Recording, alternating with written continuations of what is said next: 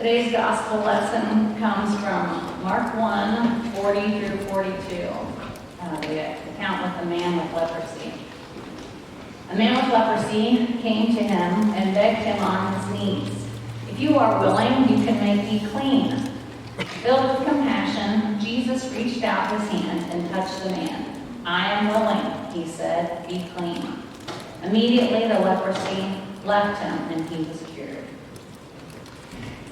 To begin, a disclaimer: I am a self-proclaimed Martha. I overcommit, I overstep my boundaries, I boss people around without always saying please, but I try to say thank you. I get frustrated when others don't help, and then I want to tell everybody else what to do. However, for today, that makes me at least an average example to share what's been put on my heart and encourage you to step out in faith and be Jesus. For my second disclaimer, just like in basketball, all of my ideas are stolen. I will do my best to cite my resources, and like my new best friend Bob Goff, who my Sunday school class hears about all the time. In his books, Bob Goff has an awful lot to say about Jesus and grace, which is probably why I really like him, because I need a lot and have a hard time giving it. 2 weeks ago, when Pastor Mike shared that the Crawford County Mentoring Program was looking for adults to share their lives with kids in our local schools, I asked if I could share 5 minutes about the need in our school and the potential impact. And he shared earlier, this is where I am now. So I want to say, if we want to be in God's will, then we need to be Bible doing, just not Bible studying. I'm sure many of us here are justified in saying that I'm doing my part and this message doesn't apply to me. Maybe so. Nevertheless, Jesus is calling us to be with people always. In the book of Exodus, the Lord calls Moses to go to Pharaoh to bring the Israelites out of Egypt. Obviously, rescuing thousands out of slavery from the most powerful people on earth was not the easiest task for a mere human. Therefore, Moses didn't feel quite up to the challenge nor prepared. So let's see how Moses responded to God's command. After God tells Moses to go to Pharaoh, it's a pretty simple verb, go. In verse 11, Moses plays the not worthy humble card in his first excuse. Who am I? God doesn't respond by giving him a pat on the back and a pep talk that says, Moses, you can do it. Look at your resume. I believe in you. He actually says in verse 12, in the version in my brain, he probably raises his eyebrows and is like, duh, I'm going with you. I believe in me. I would say a pretty good sidekick, Master of the Universe, to go save the nation of Israel. At that end of that chapter, Moses freaks out a little more, and God does a little explaining about what to say and why, and then empowers him with some pretty profound stuff like, hey, you can make a rod into a snake or turn the Nile River into blood. Even after all that explanation, Moses still has the nerve to say in chapter 4, verse 10, listen, God, I'm just not a great public speaker. So after all this, God gets a little frustrated with Moses and reminds him that he's the one that made his mouth and grants him some grace and tells him that his brother Aaron will help him out and be his human megaphone. Of course, you know the rest of the story. God uses Moses to save the nation of Israel. I use this example to show that even God's greatest of leaders, if you will, made excuses not to be used for his work. Moses thought he was unworthy, unprepared, and under-equipped. Yet God still enabled a mere human to carry out his plan for all of mankind to be able to be reunited with him. I use this reference to support that the people of 2019 are no different than Moses, but the excuses we use are just as lame, if not worse. And God isn't even asking us to save an entire nation. He is simply asking us to be willing, to be full of grace, and to be intentional. Because doing all of those things is exactly what Jesus did. And if you haven't heard from this pulpit before that you're called to be the hands and feet of Jesus, I just don't know what to tell you. So let's just look at some of Jesus' behaviors and examine why we aren't doing this. If I took a survey, I would absolutely bet that the number one excuse people would make is that they don't have time. My response is, are you kidding me right now? Let's look at this. We don't have time? let's look at Jesus' time. He had 3 years for his time with his disciple, just 3. Less time than you had in high school, less time than you probably dated your spouse. Most likely you had a cell phone longer than Jesus was with his friends. And he laid the human path that has led us all to this very moment in church today. Americans have more free time than any other time in human history. The speed limit is 70 miles an hour on the interstate. Do we really need to be reminded that Jesus walked everywhere? Think of the time just getting from point A to point B, let alone all the time people were spending leaving their clothes on rocks or growing grain or hanging out with sheep or building their houses. Physical living is so easy for us today. Let's not make time our excuse.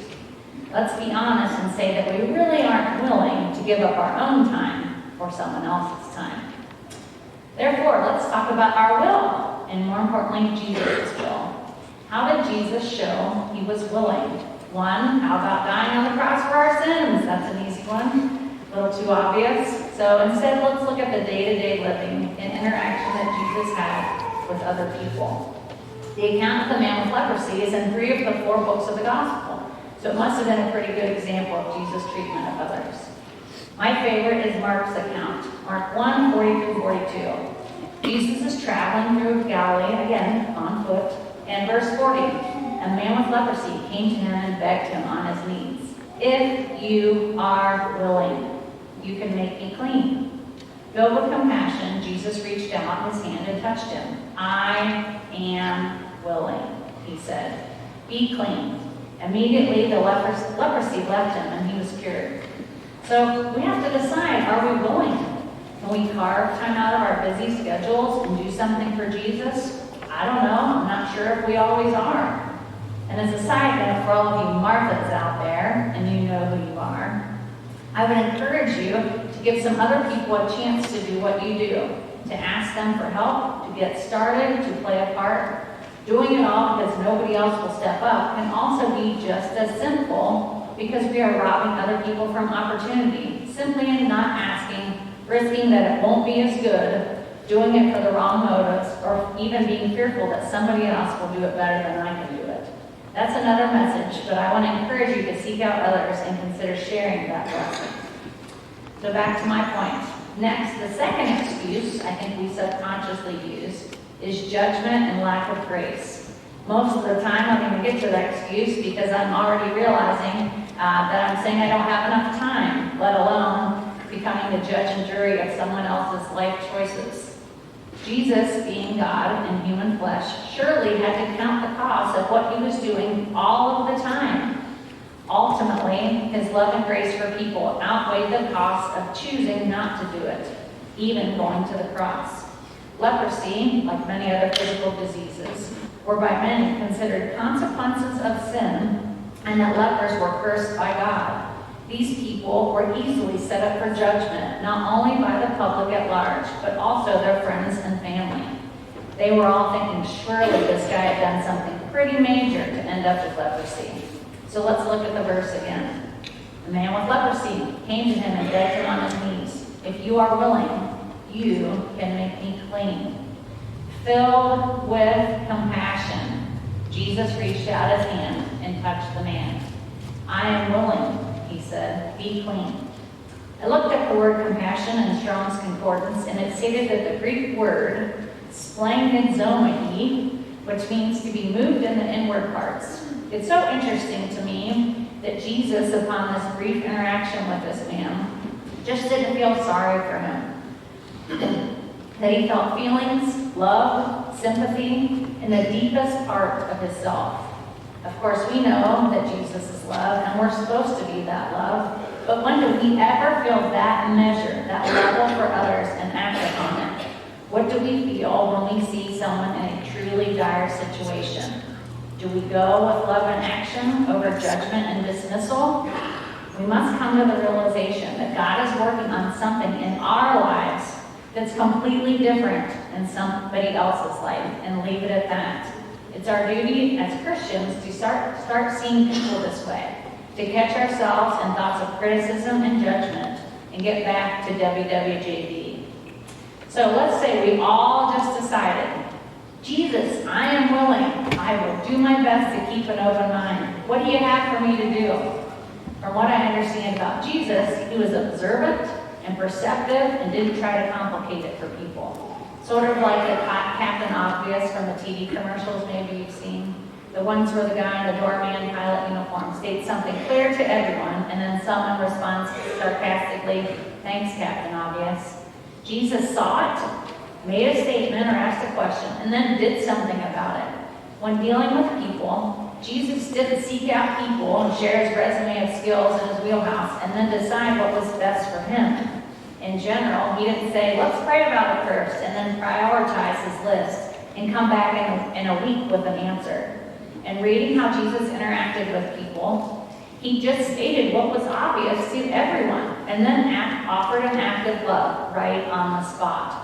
Hey, there's a blind guy. Hey, there's a woman about to be stoned. Hey, why don't you just put your net on the other side of the boat? Jesus was willing to be loved all the time, on the spot, with everybody, always. So let's go back to our verse a final time.